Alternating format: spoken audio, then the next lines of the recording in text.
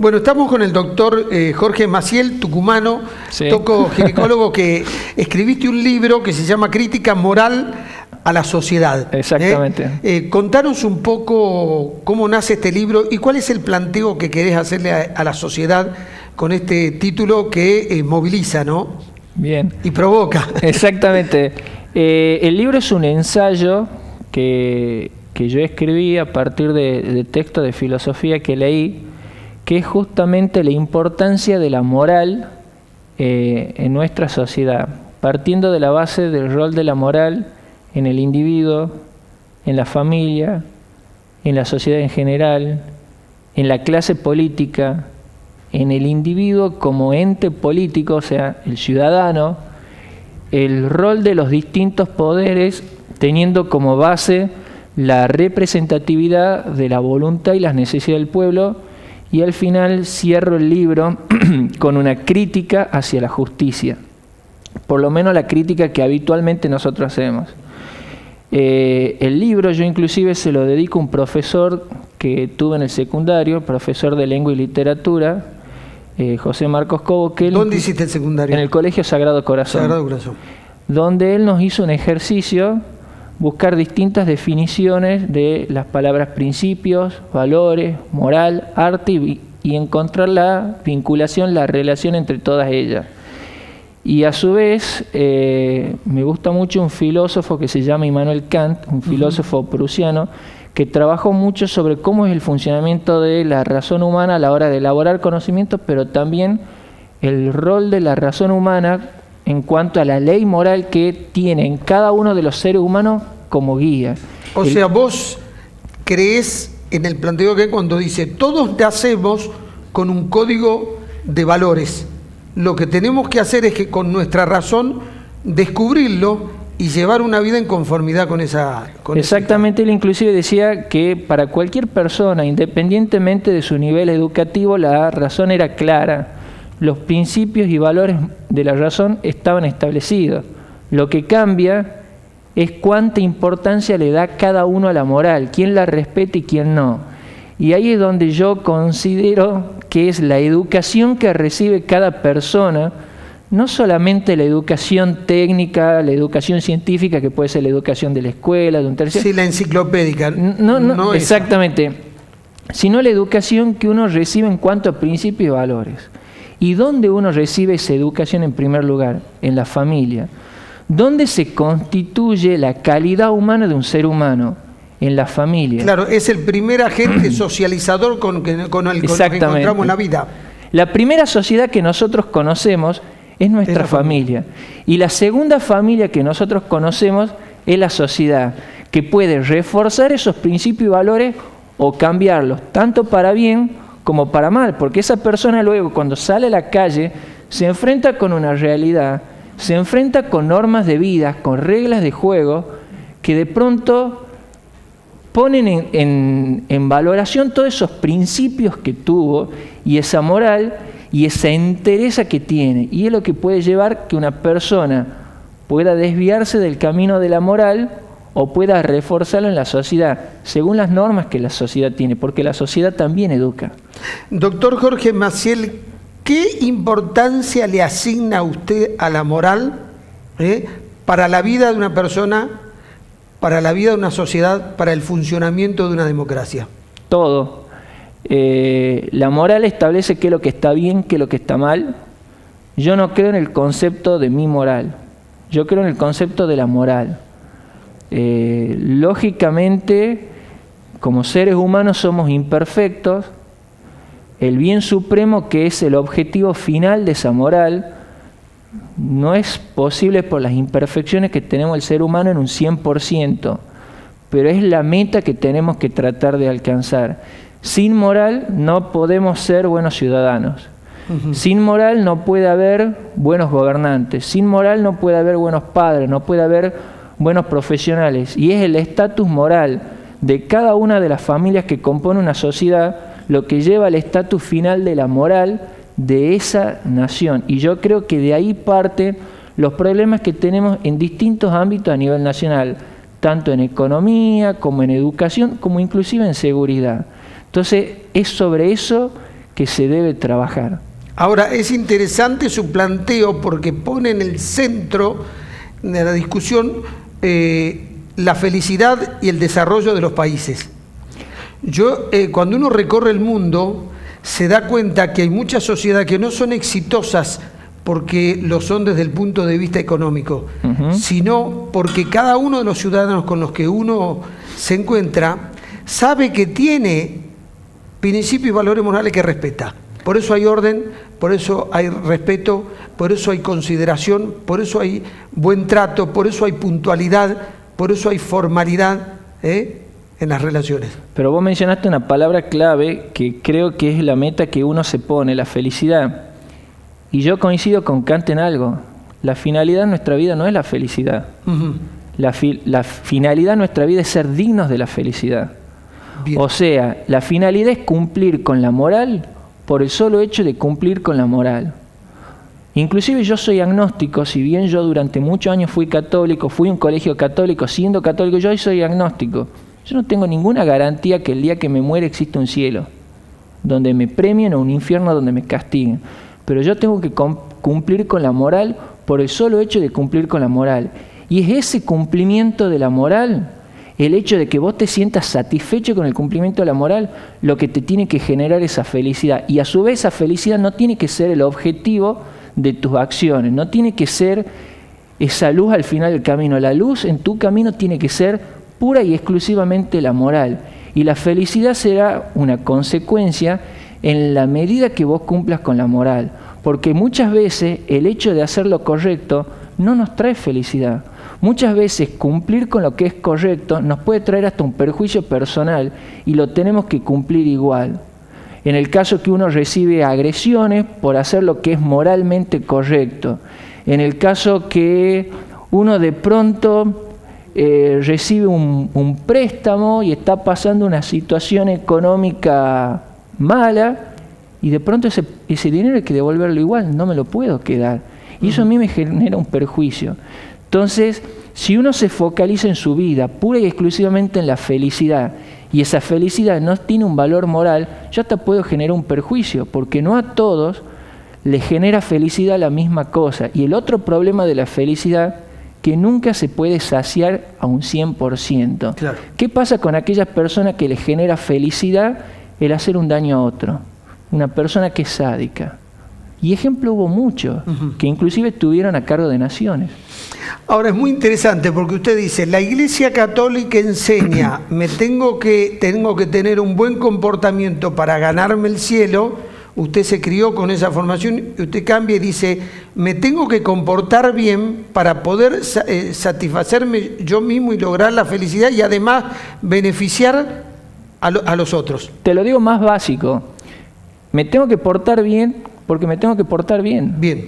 Lo cual porque el ser humano debe tender a la virtud. Exactamente. Este es el sentido de la vida. No entra en conflicto con principios religiosos. Bien. Me parece bien porque muchas veces los principios religiosos están basados en la moral. Yo no voy en contra de eso. Inclusive yo dentro de mi militancia pro vida estoy en grupos donde hay evangelistas, donde hay católicos, hay gente que es atea, gente que es agnóstica como yo. Me parece que la moral excede un poco todo eso. Bien, qué interesante lo que acaba de decir. Usted dice, se autodenomina agnóstico y está en contra de la legalización del aborto, porque generalmente la crítica es que esta posición es una posición que está impulsada por la Iglesia. No. Mis fundamentos son fundamentos científicos y también fundamentos legales. De todas formas, lo científico siempre es absoluto, porque no varía de un país a otro. Porque si no, yo podría decir está bien abortar en Holanda y está mal abortar en el Vaticano. No es así. Lo que está bien y lo que está mal está mal. Por eso es que es peligroso entrar en el juego de decir mi moral. No, mi moral es esta. Entonces, si para mí está bien agredir al que piensa distinto, entonces yo lo puedo agredir. Esa es mi moral. Entonces, no, hay una moral. Que uno algunas veces no la pueda conocer esa moral o no pueda acceder completamente a esa moral por la imperfección propia que tenemos todos los seres humanos es una cosa, pero me parece hasta por ahí un poco soberbio decir, no, pero mi moral es esta. No, existe una sola moral. De ahí la cumplirá en un 30%, 50%, 80%, no lo sé. Y por eso es el sentido de las charlas que yo brindo de manera gratuita, que inclusive surgieron espontáneamente. Yo acá vine de vacaciones para visitar a mi familia, a mi amigo. No vine a dar, pero me conecté con una persona, se fueron dando distintas charlas. Bien. Y las charlas son todas gratuitas. A mí ni siquiera me tuvieron que cubrir viáticos, nada, porque era mi viaje de vacaciones que ya tenía organizado. La idea es dar justamente los aspectos médicos y legales vinculado al aborto. Yo no hablo acá de cuestión religión, que está perfecto que la gente tenga su fundamento religioso en actuar. Acá yo hablo lo que dice la ciencia. ¿Y qué dice la ciencia? La ciencia primero y principal, y acá hay un gran punto. Mucha gente opina del aborto, y eso yo lo vi en el debate, gente que no tiene ninguna formación respecto al tema. No saben ni siquiera la definición del aborto.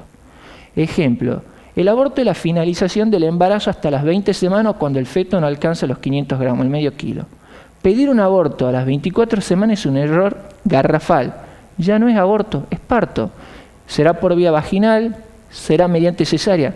No se puede pedir un aborto a las 24 semanas, a las 25 semanas, porque es lo mismo que pedir un bebé de 25 años. Ya no es bebé. Segundo, se desprestigia lo que es el concepto de embrión y feto. Y embrión y feto son conceptos médicos para designar distintas etapas de la vida humana. Primero somos embriones, donde se forman todos los órganos, sistemas y aparatos. A partir, hasta las 10 semanas, a partir de las 11 semanas pasamos a ser fetos. Eso significa que todos los órganos, aparatos y sistemas ya están formados y solamente tienen que madurar, o sea, adquirir nuevas funciones, y ese ser humano tiene que crecer. Luego somos bebés, luego niños, luego adolescentes, si se quiere, luego jóvenes, adultos y ancianos. Es el camino de la vida, el programa genético que establece lo que somos, lo que vamos a hacer, las enfermedades, los puntos fuertes, los puntos débiles, ya está establecido de manera completa desde el primer momento que éramos un cigoto, o sea, un embrión de una sola célula, sí, y se realizó la primera replicación de ese material genético. Por lo tanto, no podemos hablar de aborto a las 30 semanas. Ahora, doctor, ¿qué le dice a las jóvenes que dicen que en realidad están decidiendo sobre su cuerpo? Y yo les diría algo muy básico. Les diría que abran un libro de anatomía, entren al capítulo del aparato genital femenino y me digan si encuentran un embrión o un feto adentro del útero. El aparato genital femenino está constituido por los ovarios, las trompas, el ovario, vagina, genitales externos. No hay ningún saco gestacional, no hay ningún embrión, no hay ningún feto. El embarazo constituye justamente el desarrollo de un ser humano dentro de otro ser humano. Porque claro, si fuera su propio cuerpo, entonces no estarían embarazadas.